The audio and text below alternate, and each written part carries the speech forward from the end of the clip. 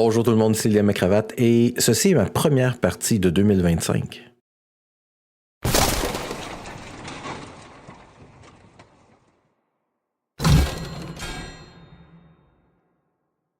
Et oui, première partie de 2025, c'était hier, donc c'était le 4 janvier 2025, parce qu'on est rendu en 2025, mais on allait dire 2024.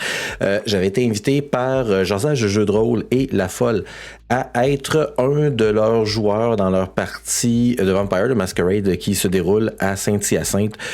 Et c'est une partie particulière, c'est une partie en live, donc grandeur nature. Ça faisait quand même un certain temps que j'avais pas fait de partie en grandeur nature dans l'univers de Vampire the Masquerade.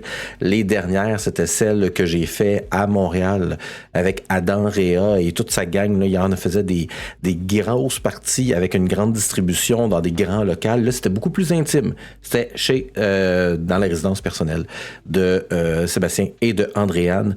Et c'était vraiment une excellente partie. Je tiens à préciser qu'il y avait énormément de nouveaux joueurs, soit des joueurs qui avaient très peu d'expérience avec le jeu de rôle ou qui n'avaient pas d'expérience du tout avec Vampire the Masquerade, et ça s'est excessivement bien passé. Première chose, chapeau aux organisateurs. Les organisateurs, c'était bien sûr Andréane, Sébastien, mais aussi Christophe de Pilule Rouge.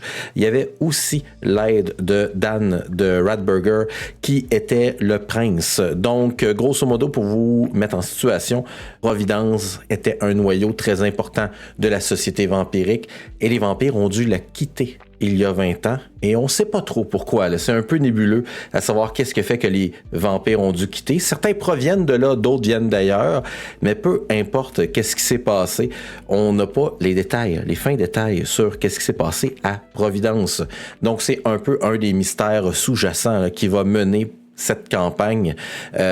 Chaque joueur incarnait des membres d'un clan vampirique. De mon côté, j'incarnais un membre du clan des Trémères et on avait le mandat de repeupler en tant que vampire Providence. Non seulement on avait le mandat de le faire, mais lorsqu'on se présentait chez Sébastien et Andréane, on recevait une enveloppe avec notre nom, et dans cette enveloppe, on avait bien sûr des dictats de notre clan, des missions qu'on devait accomplir. Donc je ne vais pas vous révéler là, parce que ça fait partie de l'intrigue, puis s'il y a d'autres joueurs qui écoutent la vidéo, je ne voudrais pas leur révéler là, qu'est-ce que j'avais dans ma lettre. Mais mon clan, puis je sais que c'est le cas pour tout le monde, mon clan m'avait donné des missions à accomplir. Donc, on est appelé par le prince de Providence, cette nouvelle mecque vampirique, et le prince nous donne un rôle très très simple. En fait, il nous demande de choisir 3 conseillers, le harpie, le shérif et le gardien de l'Élysée.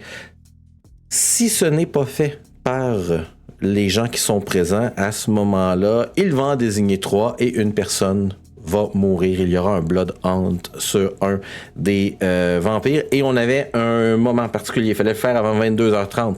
Donc tout de suite, on s'est retrouvés dans la cuisine à la table et on a commencé à présenter les candidats potentiels. De mon côté, je me suis présenté comme gardien de l'Élysée. C'est un poste que j'ai remporté, mais il y a d'autres gens qui ont remporté leur poste aussi. Je trouvais ça vraiment le fun parce que j'ai pu jouer avec des gens que je connaissais de vue ou de réputation et avec qui j'avais pas vraiment eu la chance de jouer. Premièrement, Dan de Ratburger a fait un excellent travail de prince.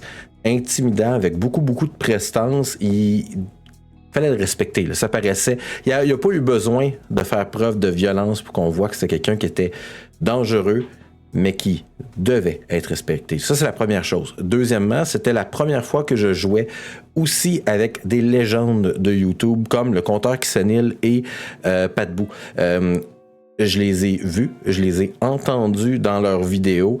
J'avais rencontré Compteur à 2 ou 3 reprises, mais c'était la première fois que je jouais avec eux, et ça, c'était vraiment cool parce que j'ai pu enfin voir leur jeu. C'était vraiment chouette de pouvoir les rencontrer. C'était aussi la première fois que je jouais avec Christophe. Il a déjà été dans une de mes parties à Draconis, mais c'est la première fois que je le voyais comme maître de jeu. Et Christophe avait un rôle particulier.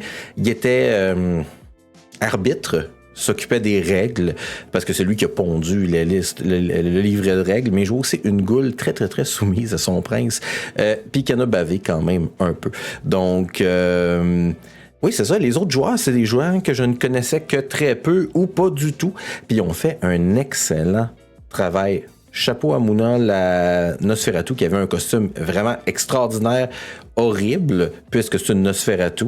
Donc, je peux dire que ça a été un succès sur toute la ligne. Je tiens vraiment à remercier l'organisation pour ce qui s'est passé. J'ai vraiment hâte à la prochaine itération pour pouvoir continuer à rejouer mon personnage et à découvrir ce que vous nous cachez à Providence. Donc, c'était ma première partie de 2025 en tant que joueur. Ma première partie en tant que maître de jeu, vous le savez peut-être si vous suivez les réseaux sociaux. Ce sera lundi 20h sur Twitch avec la partie de Night Folks.